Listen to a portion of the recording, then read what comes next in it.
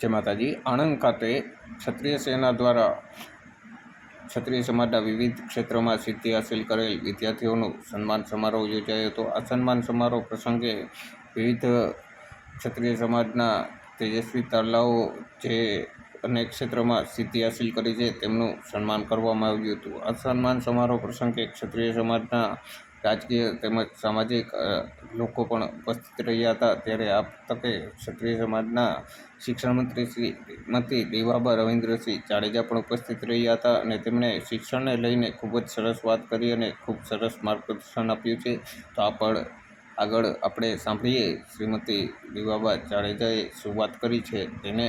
તેમજ આપ હાલમાં જોઈ રહ્યા છો ઓફિશિયલ ક્ષત્રિય રાજપૂત સમાજ ગુજરાત યુટ્યુબ ચેનલ, જે ચેનલમાં આપણે ક્ષત્રિય સમાજની તમામ અપડેટ મૂકતા રહીએ છીએ. તો આપ જરૂરથી અમારી આ ચેનલને સબસ્ક્રાઈબ ન કરી હોય તો જરૂરથી કરજો. તેમજ આપણા સમાજનું વોટ્સએપ ગ્રુપ પણ આપણે બનાવેલું છે. તે વોટ્સએપ ગ્રુપમાં આપ ન જોડાયેલા હોય તો જરૂરથી તે ગ્રુપમાં જોડાવા પણ વિનંતી છે. આપને વોટ્સએપ ગ્રુપમાં જોડાવા માટે આ વિડીયોની ડિસ્ક્રિપ્શન બોક્સમાં તમને લિંક મળી જશે. તો આપણે આગળ સાંભળીએ શ્રીમતી રીવાબા જાડેજાએ શું વાત કરી તેને.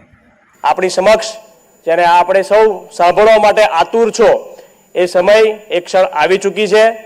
તો આપ સર્વને નમ્ર વિનંતી કે શાંતિથી જે ક્ષણ માટે આપ આતુર છો એ ક્ષણ હવે આવી ગઈ છે. એવા આજના કાર્યક્રમના મુખ્ય અતિથિ માન્ય શ્રી રીવાબા રવિન્દ્રસિંહ જાડેજાને વિનંતી કરીશ કે કાર્યક્રમને અનુલક્ષીને વિદ્યાર્થીઓને પ્રોત્સાહિત કરે, માર્ગદર્શિત કરે. માન્ય શ્રી રીવાબા જાડેજા.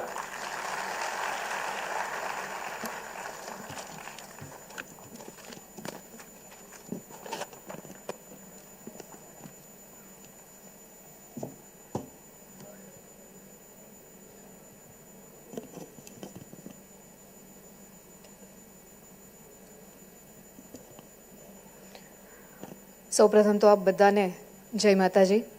આજનો આ ક્ષત્રિય સેનાનો ખૂબ જ ઉમદા પ્રકલ્પ અને વિવિધ સેવાકીય યજ્ઞો સાથે જેમણે શિક્ષણ અને સાથે અન્ય કૌશલ્ય વર્ધન અર્ચિત કરેલા વિદ્યાર્થી બંધુ ભગિનીઓને સન્માનિત કરવાનો ખૂબ જ સરસ આયોજન કર્યું છે. ત્યારે મંચસ્થ ઉપસ્થિત જેમણે ખૂબ સરળ શૈલીમાં આપણા બધાની વચ્ચે એમના વિચારોની અભિવ્યક્તિ કરી અને જેઓ પોતે સમાજ સેવાનું એક ઉત્તમ ઉદાહરણ યુવા પેઢીને જ્યારે પાડી રહ્યા હોય એવા મારા સાથી મંત્રી આદરણીય મોટાભાઈ શ્રી સંજયસિંહ મૈડા સાહેબ,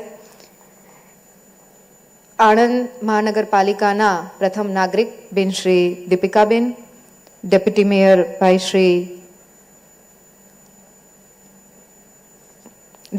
શ્રી કમલેશભાઈ ડાભી, કાંતિભાઈ સોઢા, શ્રી સુનિલસિંહ પરમાર તેમજ ક્ષત્રિય સેનાના સૌ કાર્યકર્તા ભાઈઓ, કોર્પોરેટર્સ, વિવિધ સંસ્થાના આગેવાનશ્રીઓ, વાલીગણ અને આપ સૌ વહાલા વિદ્યાર્થીઓ, પ્રેસ મીડિયાના સૌ સન્માનીય આગેવાનશ્રીઓ. આજનો આ કાર્યક્રમ અમારી પાસે મારે ને સંજયસિંહભાઈને વાત થઈ પહેલી વખત જ્યારે આમંત્રણ આપવા આવેલા પણ કોઈ કારણોસર એમાં અમે હાજરી નહોતા, કેમ કે એક ખૂબ જ અગત્યનો કાર્યક્રમ આવી ગયો હતો એટલે નહોતા આવી શકે. એ બદલ પણ અમે બેઉ ક્ષમા પ્રાર્થી છીએ. અને પછી જ્યારે ભાઈ આમંત્રણ આપવા આવ્યા ત્યારે એમણે એમ કીધું બેન આ વખતે જોજો. મેં કીધું નહીં, તમે ચિંતા નહીં કરો, રજાનો દિવસ છે અને ચોક્કસપણે આ ડેટ અમે બેઉ ભાઈ બહેન ફિક્સ કરીને આપીએ છીએ અને આવી જ જશું. ને એમાંય તમે બધાએ સંજયસિંહભાઈને અભિનંદન આપવા પડે કેમ કે એમની તબિયત ખૂબ જ નાદુરસ્ત છે, પણ છતાં એમણે કીધું કે નહીં હું 10-15 મિનિટ મારે આવવું છે અને હું ચોક્કસ હાજરી આપી દઈશ. અને એ આપણી વચ્ચે અહીંયા ઉપસ્થિત છે. ત્યારે કેમ કે અમને રાજકીય ક્ષેત્ર અને સામાજિક ક્ષેત્રના જે આગેવાનો હોય એમને રજા લેવાની અથવા તો કોઈ આવી વાત કરવાની પરમિશન નથી હોતી. એટલે ભાઈએ એમનો ઉચ્ચાર પણ નહીં કર્યો, ઉલ્લેખ પણ નહીં કર્યો, એમની મહાનતા છે.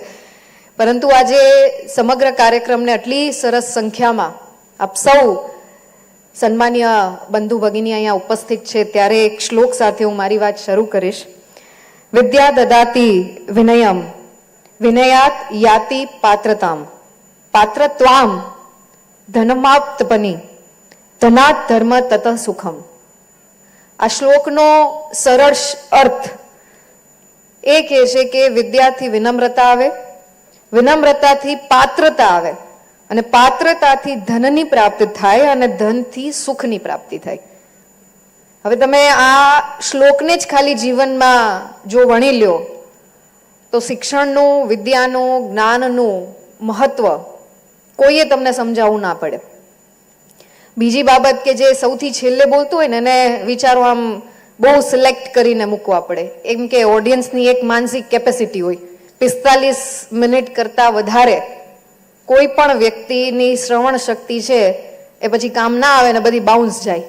એટલે ઓડિયન્સને કોર્ડિયલી જોડી રાખવું, છેલ્લે સુધી એમને એ જ ઉત્સાહ સાથે, પણ આપ સૌનો ઉત્સાહ અને આપ સૌ જે રીતના અમારું અભિવાદન કરો છો, જે સ્નેહ આપ સૌના માધ્યમથી મળી રહ્યો છે, એટલે મને ચોક્કસપણે ખાતરી છે કે હું થોડું જ બહુ કન્ક્લુઝન સાથે મારા વિચારો આપ સૌ સમક્ષ મૂકવા માંગીશ.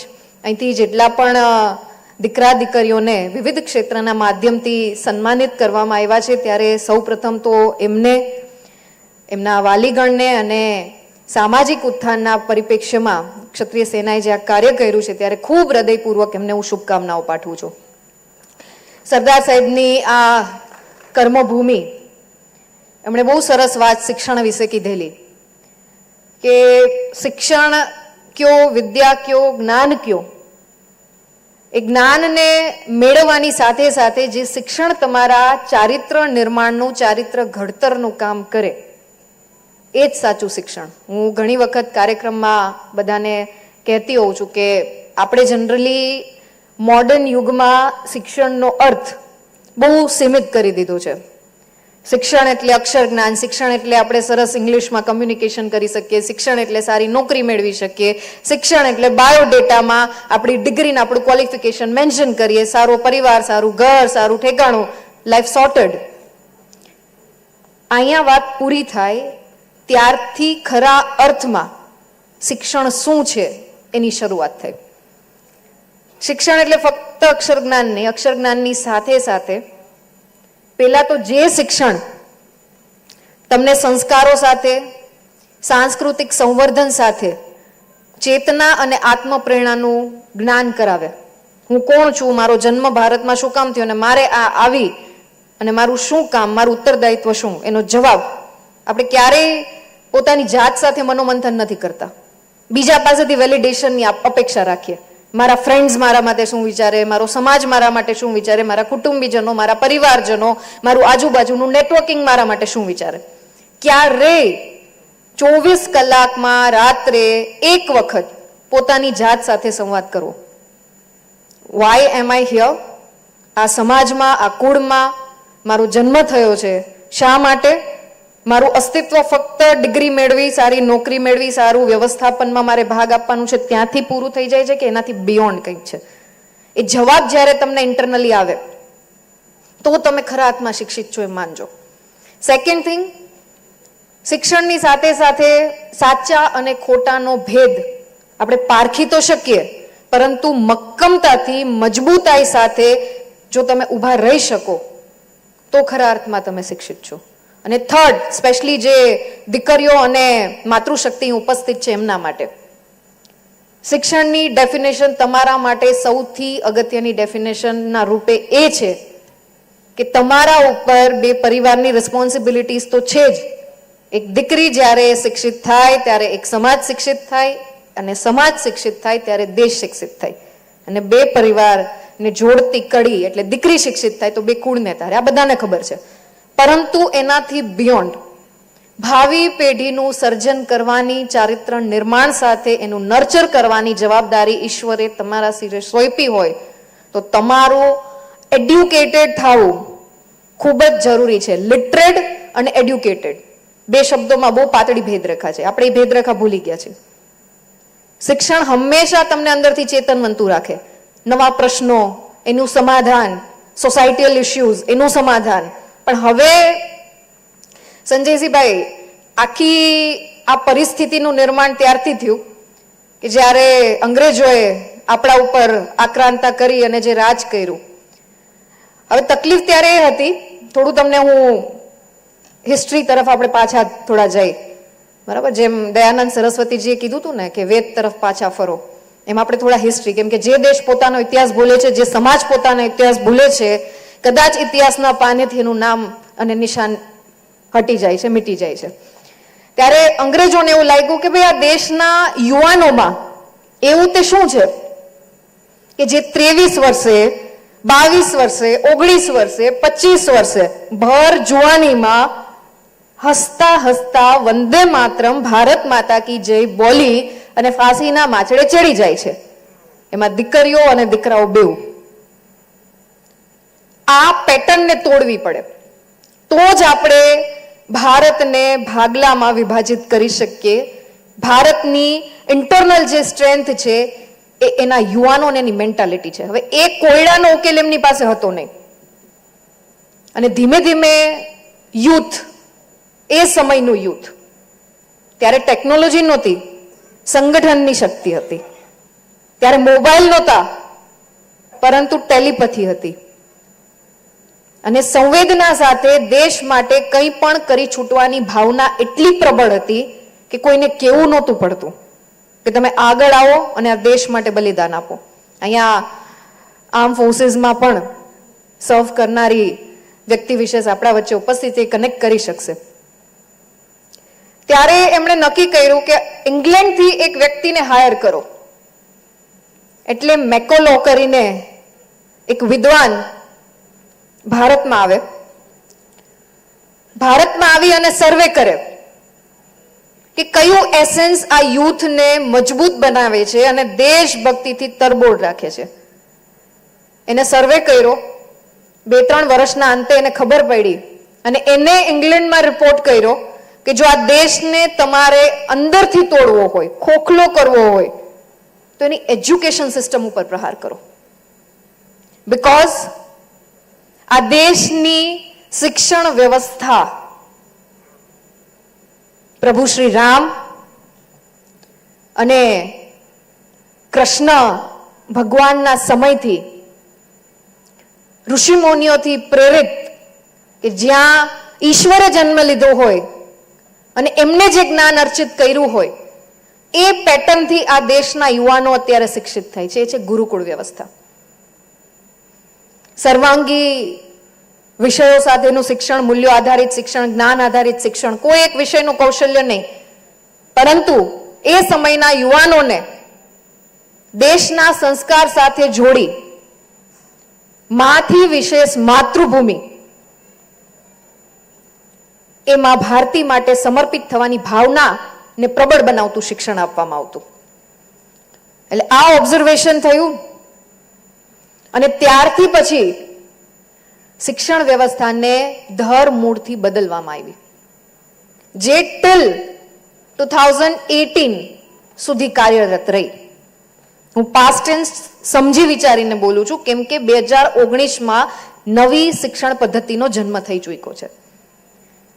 પછીથી જે માનસિકતા યુવાનોની અને યુવતીઓની બદલાઈ, એનાથી આપણે બધા વિદિત છીએ. નોકરી આપવા વાળા આપણે જોબ સીકર્સ બની ગયા અને પરંપરા આધારિત, મૂલ્યો આધારિત, સંસ્કાર આધારિત, વેદ આધારિત, પુરાણો આધારિત એ યુવા પેઢી ભગવાન ઉપર જ ક્વેશ્ચન કરતી થઈ ગઈ. આ ચેન્જ જે એમને એકચ્યુઅલમાં જોઈતો હતો એ આવી ગયો અને એમાં એ લોકો સક્સેસ ગયા. એનું બહુ કઠોર અને નિષ્ઠુર ઉદાહરણ હોય તો નાલંદા યુનિવર્સિટીને જે રીતના સળગાવવામાં આવી, કહેવાય છે કે એની આગ વર્ષો સુધી નહોતી ઓલવાણી. તક્ષશિલા યુનિવર્સિટી વિઝિટ કરજો ક્યારેક. હમણાં જ મોદી સાહેબે 1-2 વર્ષ પહેલા જ એનું રીઇનોગ્રેશન કર્યું. આ ધરોહર, આ વ્યવસ્થા, આ દેશની પ્રણાલી, આ દેશની પરંપરા રહી ચૂકી છે. ભારતને આમ તો સોને કી ચીડિયા નહોતું કહેવાતું. બહારથી સ્કોલર્સ ભારતમાં આવી અને રિસર્ચ કરતા કે આ દેશમાં ભૌગોલિક પરિસ્થિતિની વાત હોય, સમરસતાની વાત હોય, દરેક સમાજ એકબીજા સાથે હળીમળીને રહેતો હોય, એવી બિન સાંપ્રદાયિક પરંપરાની વાત હોય, વિવિધતાની વાત હોય, એકતાની વાત હોય, ભાષાની વાત હોય, લિપિની વાત હોય, તહેવારની વાત હોય, વ્યંજનની વાત હોય. આટલો સમૃદ્ધ દેશ એને અંદરથી તોડવામાં આવ્યો અને પછી આપણને બધાને ખબર છે રેસ્ટ ઇઝ ધ હિસ્ટ્રી. પરંતુ પાછા ફરી અત્યારની પરિસ્થિતિમાં કે આ પરિસ્થિતિનું પુનરાવર્તન ના થાય એના માટે આ દેશના યશસ્વી પ્રધાનમંત્રી આદરણીય શ્રી નરેન્દ્રભાઈ મોદી સાહેબ દ્વારા અને પૂરી ટીમ દ્વારા 2019માં ન્યૂ એજ્યુકેશન પોલિસી લોન્ચ કરવામાં આવી, જેથી કરીને અત્યારનું યુવા ધન દેશ સેવા સાથે કનેક્ટ કરી શકે, જ્ઞાન સાથે એ જ્ઞાનનો ઉપયોગ સમાજ ઉત્થાનથી લઈ અને રાષ્ટ્રહિત સર્વોપરીની ભાવના સાથે પૂરો થાય. આપણે બધાને એક નોશન અને એક પ્રકલ્પ ખ્યાલ છે જે વારે વારે મોદી સાહેબના મુખેથી આપણે સાંભળીએ છીએ, વિકસિત ભારત 2047. કોના માટે અને શા માટે અને કોના દ્વારા? આ ત્રણ સવાલો જો યુથ પોતાની જાતને પૂછે ત્યારે એમને ઇમ્પોર્ટન્સ ખબર પડશે શિક્ષણ વ્યવસ્થાનું, ત્યારે એમને મહત્વ સમજાશે કે મારા માટે શિક્ષિત થવું કેટલું જરૂરી છે. વિકસિત ભારત 2047ની પરિકલ્પનામાં સૌથી મોટું જો યોગદાન રહેવાનું હોય તો આ પેરીફરીમાં બેઠેલા યુવાઓનું રહેવાનું છે. અને એને જ ધ્યાનમાં રાખીને સેન્ટ્રલની પોલિસી, સ્ટેટની પોલિસી, બજેટ રિફોર્મેશન્સ, બજેટની સ્કીમ્સ, હું તમને બધાને ઓફિશિયલી ઇન્વાઇટ કરું છું કે ગાંધીનગરના આઈ હબ ખાતે એકવાર અવશ્ય મુલાકાત લેજો. તમારો એક આઈડિયા, તમારું એક ઇનોવેશન, તમારો એક વિચાર દેશની પ્રગતિમાં અમૂલ્યવાન છે. એના માટે સ્ટેટ ગવર્મેન્ટ ફંડ કરે છે કે તમે તમારા સ્ટાર્ટઅપમાં અમે ઇન્વેસ્ટ કરીશું. સેન્ટ્રલ અને સ્ટેટની પોલિસીઝ અને બજેટમાં યુવા અને માતૃશક્તિને થર્ડ અને ફોર્થ પિલર તરીકે રાખવામાં આવે છે. શા માટે? કેમ કે વિશ્વનું સૌથી મોટું યુવા ધન ભારત પાસે છે. આ એનર્જીને જો ચેનલાઇઝ કરવામાં આવે, આ એનર્જીને જો યોગ્ય રસ્તો આપવામાં આવે, આ એનર્જીને માટે થઈ ઇન્ફ્રાસ્ટ્રક્ચર ડેવલપમેન્ટની વાત હોય, કનેક્ટિવિટીની વાત હોય, ઓપોર્ચ્યુનિટીની વાત હોય કે નવા આયામો સાથે જો એને જોડવામાં આવે તો ખરેખર દેશ, કોઈ ડાઉટ વગર હું કહી શકું કે 2047માં વિકસિત ભારત બની શકે. પરંતુ એના માટે સરકાર તો પ્રયત્ન કરે જ છે. અમે સ્કીમ્સ આપીએ, યોજનાઓ આપીએ. મારે 3 દિવસનો જે શાળા પ્રવેશોત્સવ હતો, મારે જવાનું હતું મહેસાણા, પછી મેં લાસ્ટ મોમેન્ટ ઉપર ચેન્જ કર્યું કે મારે એવા તાલુકાની વિઝિટ લેવી છે કે જે આદિવાસી પટ્ટો છે અને બહુ અંતરિયાળ વિસ્તાર છે, પોશીના અને ખેડબ્રહ્મા, એના એવા 2 ગામડા કે જ્યાં ડુંગરાળ પ્રદેશ ઉપર નાના નાના કસ્બામાં આપણા ભાઈઓ અને બહેનો વસવાટ કરે છે. ઘણી વખત પ્રોબ્લેમ શું છે, બધું મળતું હોય ને એટલે એની વેલ્યુ ધીમે ધીમે ઘટી જાય કે આપણા માટે વિચારતી સંસ્થા છે, આ પ્રકારની આપણે સન્માન કરવામાં આવે છે, સારી એજ્યુકેશન ઇન્સ્ટિટ્યુશનમાંથી આપણે એજ્યુકેટ થઈએ છીએ, સારી તક છે, સારી નોકરી મળી ગઈ, ખૂબ સરસ રીતે બધું ચાલે છે, એટલે કિંમત ઓછી થતી જાય.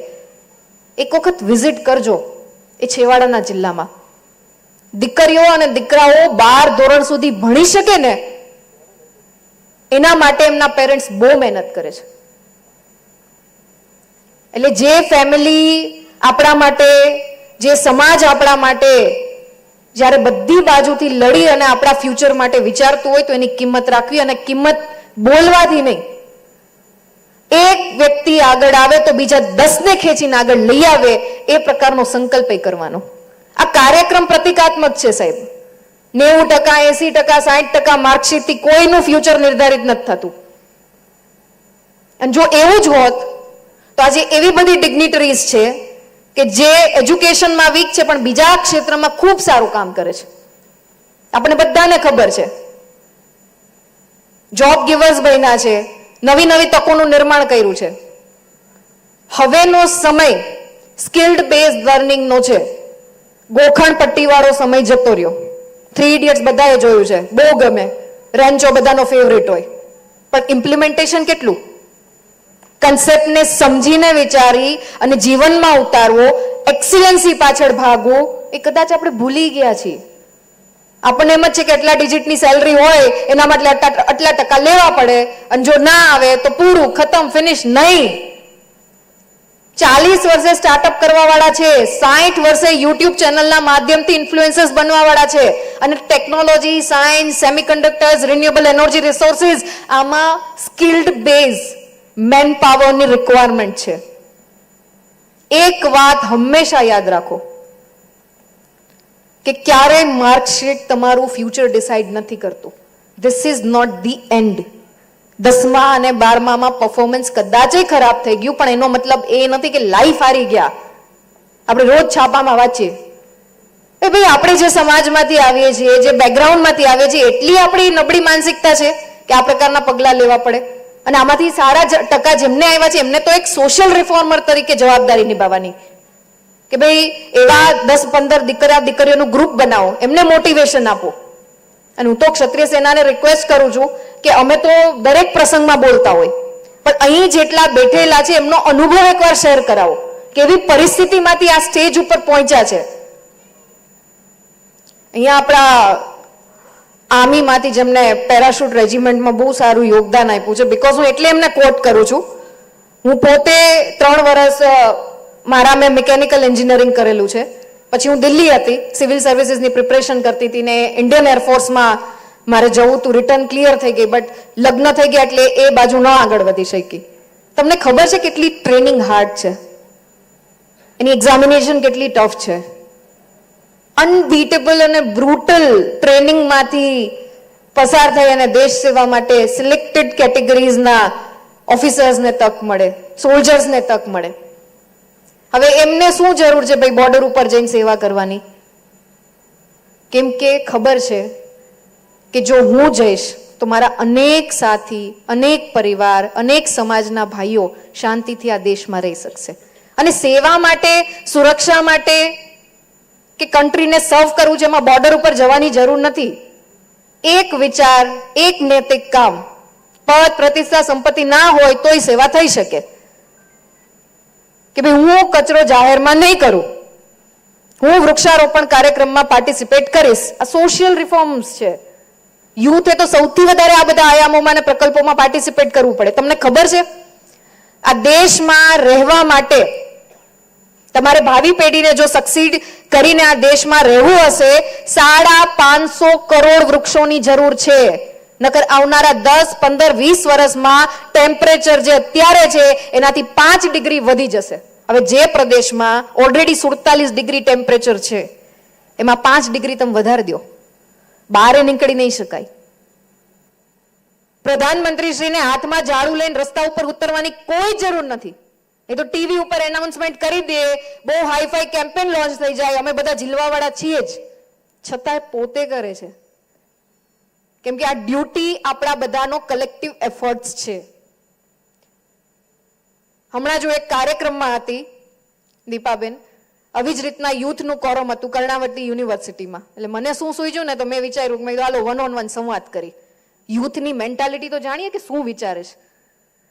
તો એક દીકરાએ મને સવાલ પૂછ્યો, મને કે બેન તમે વંદે માતરમ કરો છો, તમને એવું લાગતું નથી કે આપણે રોડ રસ્તા વિશે વાત કરવી જોઈએ, આપણે એજ્યુકેશન ઉપર વાત કરવી જોઈએ, આપણે પોલ્યુશન ઉપર વાત કરવી જોઈએ, આપણે આના વિશે વાત કરવી જોઈએ, તેના વિશે? મેં કીધું તારી વાત સાચી, પણ એના પહેલા તું મને એક સવાલનો જવાબ દઈ દે, વંદે માતરમ એટલે શું? નથી ખબર. મેં બીજા દીકરાને પૂછ્યું, મેં કીધું વંદે માતરમ એટલે શું? આજ તો તકલીફ છે સાહેબ, આપણે રિયલમાં એટલા બધા ડૂબી ગયા છીએ કે રિયાલિટીથી જોજનો દૂર જતા રહ્યા છે. સંજયસિંહભાઈ વાત કરી અહીંયા કે સોશિયલ મીડિયા બે ધારી તલવાર છે, સિક્કાના બે પહેલું. સાચા વેમાં નોબલ કોઝ માટે સોશિયલ મીડિયા ઉપર જો તમે કોઈ રિફોર્મેશન્સ માટેની મુહિમ ચલાવો, અભિવ્યક્તિની આઝાદી છે ભાઈ, પણ એની સાથે સાથે જવાબદારી આવે, સંવેદનશીલતા આવે. પછી મેં એને આખું વંદે માતરમનું બેઝિક વાત કરી. મેં કીધું વંદે માતરમનો તારે તને સમજાય ને એવો સિમ્પલ અર્થ એ છે કે મારા માટે મારી માતૃભૂમિ માં સમાન છે ને એના માટે તો કંઈ પણ. પછી મેં એને પૂછ્યું, મેં કીધું તે રોડ રસ્તાની વાત કરી, તને ખબર છે કે ગુજરાત સરકારનું રોડ રસ્તા માટેનું બજેટ કેટલું? નથી ખબર. મેં કીધું ચાલ તે પોલ્યુશનની વાત કરી, તું મને કે તું અત્યારે કયું વ્હીકલ યુઝ કરે? તો કે એક્ટિવા. તે ક્યારેય એવું તારા પપ્પાને કીધું કે પપ્પા યાર આ પોલ્યુશનનો બહુ ઇશ્યુ છે, મારે ઈવી વ્હીકલ લેવું છે? ના. ચાલ એ બી જવા દે, તારી ચોઈસ. તે ક્યારેય એકેય વૃક્ષારોપણ કાર્યક્રમમાં ઇનિશિયેટિવ લઈ અને 2-5 છાડવા વાવ્યા? નહીં. સવાલ ત્યારે જ પૂછો કે જ્યારે તમે અકાઉન્ટેબલ છો, તમારી પાસે નોલેજ છે, તમે સિસ્ટમમાં ઉતરીને ચેન્જ કરવા માટે પ્રયત્નશીલ છો. સિસ્ટમની બહાર રહીને ક્રિટિક કરવું ઇઝ વેરી ઇઝી. સૌથી સરળ જો કોઈ કામ હોય તો સોશિયલ મીડિયાની રીલ જોઈને, ટીવી ઉપર આવતા ન્યૂઝ જોઈને સિસ્ટમને ગાળો દેવી. આ દેશમાં આવું જ ચાલે, બધા ભ્રષ્ટાચારી, ખતમ છે, કાંઈ થવાનું નથી, મોદી સાહેબ એકલા દોડે છે, આમ છે તેમ છે. અને એ જ વ્યક્તિને તમે કહો કે આવો સાહેબ તમે બદલાવ લઈ આવો, અમે બધા તમારી સાથે છીએ. અરે ના, પોલિટિક્સ આપણું કામ નહીં હો ભાઈ, એ આપણાથી ના થાય. સમાજ સેવા સાથે જોડાઈ જાઓ. અરે સાહેબ ટાઈમ કેટલો, હવે આ છોકરા ધંધામાં પરિવારમાં એટલા પડી ગયા કે ખબર જ નહીં પડતી. તો તમારે કરવું છે શું? ખાલી ગાળો આપવી છે? હું મોદી સાહેબને 2018માં મળી ત્યારે હું ટેરિટોરિયલ આર્મીની પ્રિપરેશન કરતી હતી. એમણે મને સિમ્પલ પૂછ્યું શું કરો છો વગેરે વગેરે વગેરે. એટલે મેં કીધું સાહેબ કોઈને કોઈ રીતે દેશને કન્ટ્રીબ્યુટ થાય એવું કામ કરવું છે. પહેલા બ્યુરોક્રેટ્સ બની અને પોલિસી મેકિંગમાં પાર્ટિસિપેટ કરવું હતું, પછી ઇન્ડિયન એરફોર્સના માધ્યમથી દેશ સેવા કરવી હતી, હવે ટેરિટોરિયલના માધ્યમથી કરવી છે. એમણે બહુ સરસ વાત કરી કે મીડિયમ કોઈ બી હોઈ શકે દેશ સેવા માટેનું, પરંતુ તમારો ગોલ હંમેશા એક જ રહેવું જોઈએ, ટુ સર્વ ધ નેશન, ટુ સર્વ the country. Why don't you think about this field? એટલે મેં કીધું સાહેબ ક્યારેય નહીં વિચાર્યું મેં કે હું રાજનીતિમાં જોડાઈશ કે આ પ્રકલ્પના માધ્યમથી કરી શકું. એમણે એક વાત જે કરી એના હિસાબે અત્યારે હું તમારી સામે છું. જ્યારે સારા લોકો ઇનિશિયેટિવ નથી લેતા ત્યારે બાકીનું જે કોરમ છે એ તત્પર છે કે જગ્યાને ફિલ કરી દે અને પછી રેસ્ટ ઇઝ ધ આપણે જે બધું કરીએ છીએ. કહેવાનો મતલબ એમ કે સારા લોકોની જરૂર દરેક ક્ષેત્રમાં સવિશેષ રહેતી હોય છે. અને કમળ છે ને એ કીચડમાં જ ખીલે છે. બાકી મારે જરૂર નથી કે અહીંયા આવી અને હું તમને જ્ઞાન આપું કે રોજ અમે ટ્રાવેલ કરીએ. મારા જેવા અનેક સંઘના માધ્યમથી, પાર્ટીના માધ્યમથી, આ પ્રકારની ક્ષત્રિય સેનાના માધ્યમથી હજારો કાર્યકર્તા રોજ સમાજ ઉત્થાનના કામ માટે થઈ અને પ્રયત્નશીલ રહે છે. આપણી ડ્યુટી શું? સર્ટિફિકેટ લઈ લીધું, ઘરે ફ્રેમ કરી દીધી, સમાજવાળા આવી આપણા હાર તોરા કરે, ખતમ નહીં ભાઈ. જે એજ્યુકેશન તમને રાષ્ટ્રહિત સર્વોપરીની ભાવના સાથે કનેક્ટ ના કરી શકે તો તમારી ડિગ્રી વ્યર્થ છે, તમારું શિક્ષણ વ્યર્થ છે. આ માનીને જ ચાલજો ભાઈ. હવેનો સમય, કેમ કે આ દેશને તમારી જરૂર છે સાહેબ. જે માતા અને માતૃભૂમિથી વિમુખ થઈ જાય ને એ કોઈના નથી રહેતા. આપણે હવે એવા સમયમાં છીએ કે જ્યાં તકની કમી નથી, એવા સમયમાં છીએ જ્યાં દીકરા અને દીકરી માટે સમાન ઓપોર્ચ્યુનિટી ક્રિએટ કરીએ છીએ. દેશના પ્રધાનમંત્રી વૈશ્વિક લેવલે એનાઉન્સ કરતા હોય કે ભાઈ પહેલા અમારા દેશ માટે એવું કહેવામાં આવતું કે આ દેશનો વિકાસ થશે એની સાથે માતૃશક્તિનો વિકાસ થશે. શેરડી વાહે એડી, કોઈ યોજના, કોઈ સ્કીમ, કોઈ મેઇન સ્ટ્રીમમાં એનરોલમેન્ટ નહીં, કંઈ જ નહીં. પણ એમને બ્લન્ટલી એક વાત કીધી કે now we are looking towards women led development. માતૃશક્તિના વિકાસના આધારે આ દેશનો વિકાસ, મુખ્ય દેશના અર્થવ્યવસ્થાની વાત હોય, સામાજિક સમરસતાની વાત હોય, બંધુતાની વાત હોય, તો એમાં અમે આ દેશની યુવા શક્તિ અને માતૃશક્તિને કોઈ કાળે બાકાત ના રાખી શકીએ. આ ભાવનાને અંદરથી જગાવી પડશે સાહેબ. મારું થઈ ગયું સોર્ટેડ. સમાજ સમાજનું કામ કરે, દેશ દેશનું કામ કરે, રાજનેતા રાજનેતાનું કામ કરે. ચલતા થા, ચલતા હે, ચલતા રહેગા. ના, મારા એક ના કરવા, નો કરવાથી બહુ મોટો ફરક પડે છે સોસાયટીમાં. આ વાત યાદ રાખજો, અનુભવથી કહું છું. ધારાસભ્ય નથી ત્યારે 250 જેટલા ગ્રામ્ય વિસ્તારનો પ્રવાસ કર્યો મેં. અનેક માતૃશક્તિને મળવાનું થયું છે. રિયલ ભારત શું છે, રિયલ ગુજરાત શું છે, કે આપણો જિલ્લો શું છે જાણવું હોય તો ગામડામાં જાઓ. આ દેશના પ્રથમ શિક્ષિકા, બરાબર, સાવિત્રીબાઈ ફૂલે. એ સમયની વાત કરું છું કે જ્યારે કન્યા કેળવણી ઉચ્ચારવી હોય તોય તમને બીક લાગે કે તમારા જીવનું જોખમ થઈ પડશે. એ વખતે પોતે થેલામાં 2 સાડી રાખી અને બહાર નીકળી અને દીકરીઓના શિક્ષણ માટે દોડ્યા. શું કામ 2 સાડી? કે કાલ સવારે પથ્થરમારો થાય, કીચડ ઉછળે એમના ઉપર, કે કાંઈ પણ એવી પરિસ્થિતિનું નિર્માણ થાય તો સાડી બદલીને પણ દીકરીઓને બહાર લઈ આવી અને અભ્યાસ કરાવી શકે. એવા ઇતિહાસમાં આપણે રહીએ છીએ. અનેક વિભૂતિઓ આપણી વચ્ચે થઈ ગઈ છે. ત્યારે એમને યાદ રાખીએ. અહિલ્યાબાઈ, જે બહેનોને દીકરીઓને ક્યારેય લાઈફમાં નબળો વિચાર આવે કે મારી સાથે શું કામ આવું થાય છે, સામાજિક રીતે, આર્થિક રીતે, એજ્યુકેશનમાં, કોઈ પણ અહિલ્યાબાઈ હોલકરજીના જીવન ચરિત્રને વાંચી લેજો. એનાથી મોટો એકેય રોલ મોડેલ નથી આ દુનિયામાં. કે કેવી સ્ટ્રગલ સાથે એમણે એમના પ્રદેશનું રક્ષણ કર્યું અને ભારતને તમામે તમામ માતૃશક્તિ એ બાજુ જોવે અને વંદન કરવાનું મન થાય એટલું મજબૂત એમનું નેતૃત્વ. રાજ પરિવારમાંથી નહોતા. રાણી લક્ષ્મીબાઈ, આપણે વાતો અસંખ્ય, મહારાણા પ્રતાપ, છત્રપતિ શિવાજી, સરદાર વલ્લભભાઈ પટેલ એ જોઈએ છે, સ્વામી વિવેકાનંદ, પણ બાજુના ઘરે મારે નહીં કાંઈ, બરાબર ને? જો બધા હસે છે એટલે મારી સાથે તમે એગ્રી કરો છો. સિસ્ટમમાં ચેન્જ જોતો હોય તો સિસ્ટમમાં ઉતરવું પડે. ગંદકી સાફ કરવી હોય તો પોતાના હાથ ગંદા કરી અને સફાઈ કરવી પડે. સમાજ ઉત્થાન કરવો હોય તો આ પ્રકારના પ્રકલ્પોને પોતાની સાથે જોડવા પડે. ભાઈ, સમાજ જાગૃતતા, સમાજ ચેતના, સામાજિક આ તે ઘણી બધી વાતો કરીએ આપણે. સિમ્પલ એક વોટ્સએપમાં આપણા સમાજ વિશે, આપણી જ દીકરી, આપણા જ ભાઈ વિશે બેફામ અબ્યુઝિંગ વર્ડમાં વોઇસ મેસેજ ફરતા હોય. કેટલાય આમાં એ રિસ્પોન્સિબિલિટી રાખી કે આ મેસેજ મારા સુધી આવ્યો, આ બીજા લોકો સુધી નહીં પહોંચે, મારી મોટામાં મોટી ડ્યુટી.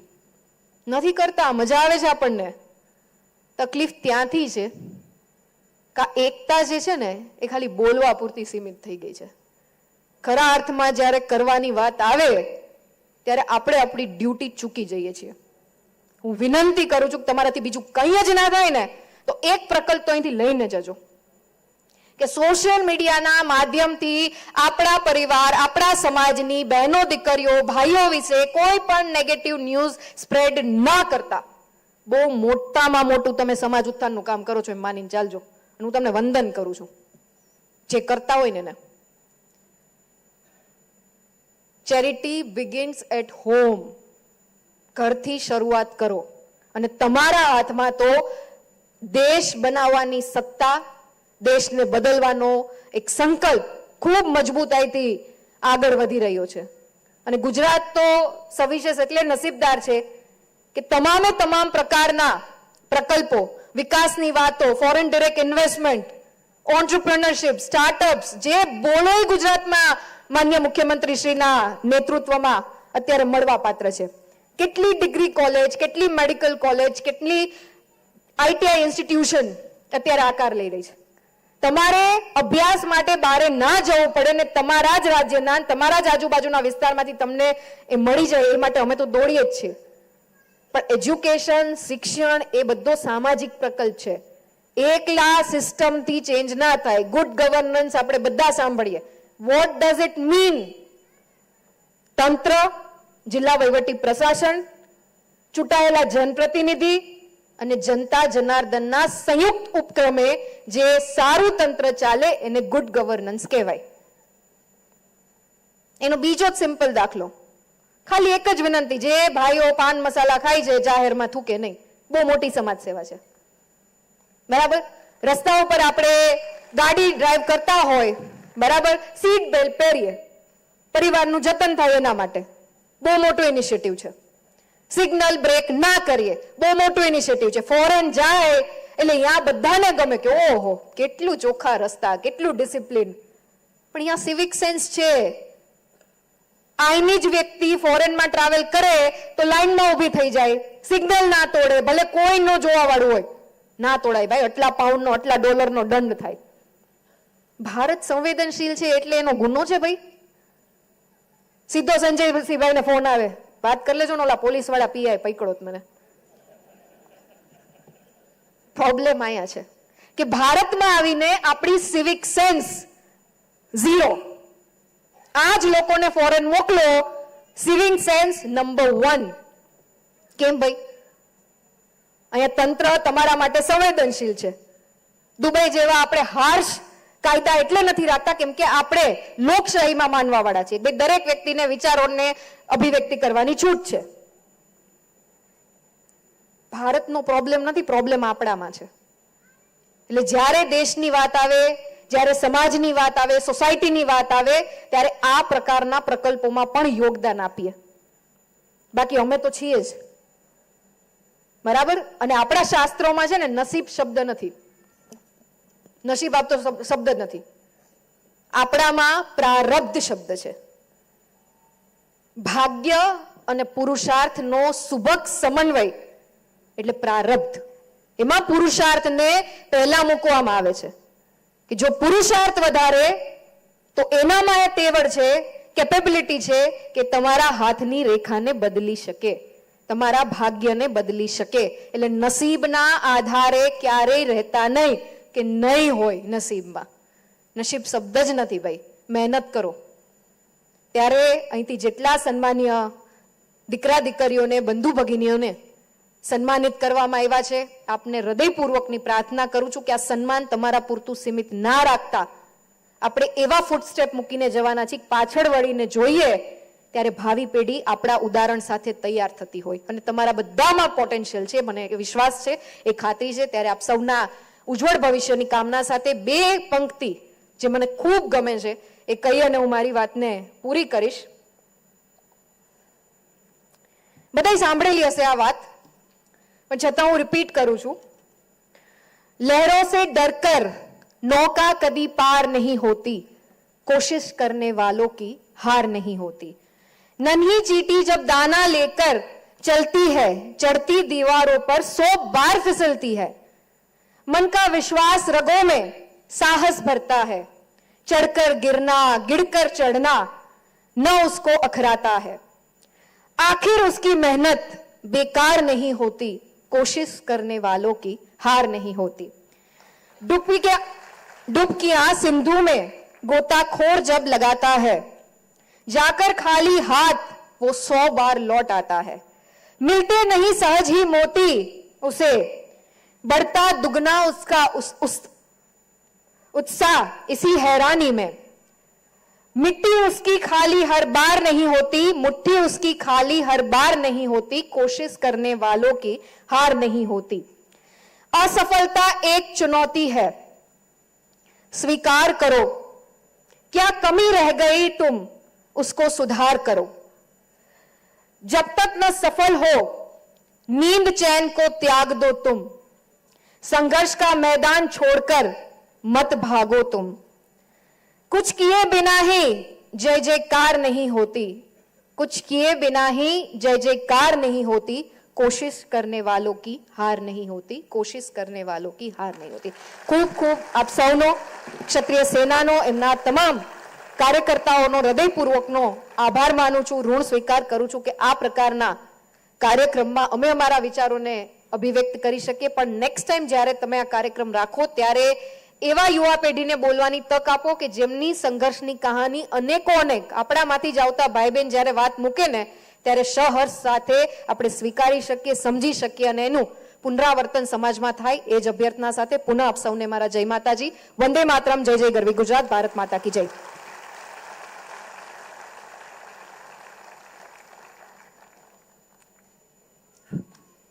ખૂબ ખૂબ આભાર.